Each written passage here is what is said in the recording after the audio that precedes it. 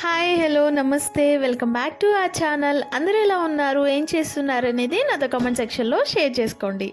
ఇవాల్టి వీడియో చాలా important and చాలా యూస్ఫుల్ వీడియో మన బేబీస్ కోసం. ఈ వీడియో మీకు మీ బేబీస్కి 100% వర్క్ అవుతుందని అయితే నేను చెప్పగలను.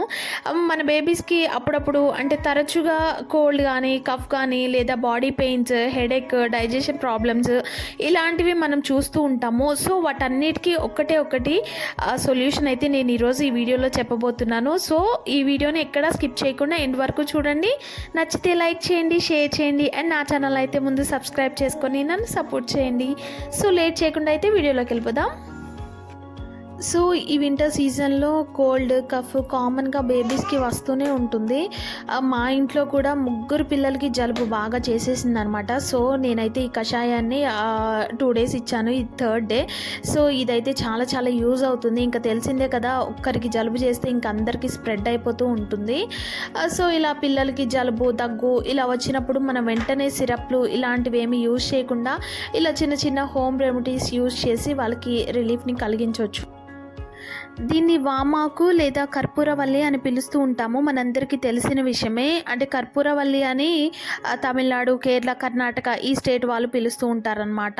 అంటే మన ఇంటికి ఒక తులసి చెట్టు ఉండాలని మన పెద్దవాళ్ళు ఎలాగైతే చెప్తారో, సో అక్కడి వాళ్ళు ఆ ఇంటికి ఈ వామాకు చెట్టు ఉండాలని చెప్తూ ఉంటారనమాట. సో ఈ వామాకుకి బ్యాక్టీరియా అండ్ ఫంగస్ని కిల్ చేసే పవర్ అనేది ఉంటుంది. సో దీన్ని మనం కషాయం లాగా పిల్లలకి మనం చేసి ఇస్తే వాళ్ళు 2 to 3 daysలో రిలీఫ్ అయిపోతారనమాట. సో వెంటనే సిరప్లు ఇలాంటివి ఏమి యూజ్ చేయకుండా ఇలాగా మనం ఇంట్లోనే చక్కగా వామాకు, కొద్దిగా జీలకర్ర అండ్ 1 glass ఆఫ్ వాటర్ అనేది నేను యాడ్ చేసుకొని ఒక 5 to 7 minutes బాగా మరిగించుకొని ఇలా వడకట్టేసేసుకున్నాను. అండ్ దీనిలోకి 1 spoon హనీ యాడ్ చేసుకుంటున్నాను. ఇలా హనీ యాడ్ చేసుకోవడం వల్ల ఒకవేళ బేబీస్ బాగా దగ్గుతూ ఉంటే ఈ హనీ అనేది చాలా బాగా రిలీఫ్ ఇవ్వడానికైతే బాగా యూజ్ అవుతుంది. సో నేను ఇక్కడ 1 spoon హనీ యాడ్ చేసుకొని ఇలా మిక్స్ చేసుకుని కొద్దిగా గోరువెచ్చగా ఉన్నప్పుడే పిల్లలకైతే ఇచ్చేసాను.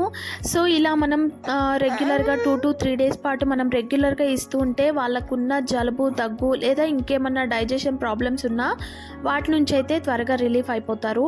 అండ్ ఈ కషాయాన్ని బిలో 1 year బేబీస్ కాకుండా 1 year దాటిన బేబీస్ నుంచి అయితే ట్రై చేస్తే మంచి రిజల్ట్ అయితే ఉంటుంది. సో ఇక్కడైతే నేను సెకండ్ మెథడ్ చూపిస్తున్నాను. ఏ బేబీస్కి అయితే రన్నీ నోస్ ఉంటుందో సో ఆ బేబీస్కి అయితే వెంటనే ఇన్స్టెంట్గా రిలీఫ్ అయితే అవుతారు.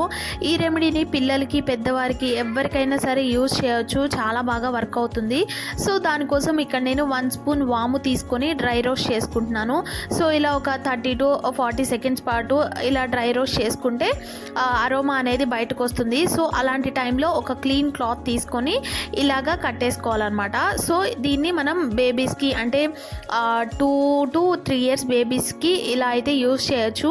అండ్ బిలో 1 year బేబీస్కి అయితే ఇలా కట్టేసి చెస్ట్ మీద మనం ప్రెస్ చేస్తూ ఒక 5 minutes పాటు మనం ఇలాగా చెస్ట్ మీద ప్రెస్ చేస్తూ ఉంటే వాళ్ళకి వెంటనే ఇన్స్టెంట్గా రిలీఫ్ అయితే అవుతుంది. తప్పకుండా అయితే ట్రై చేసి చూడండి.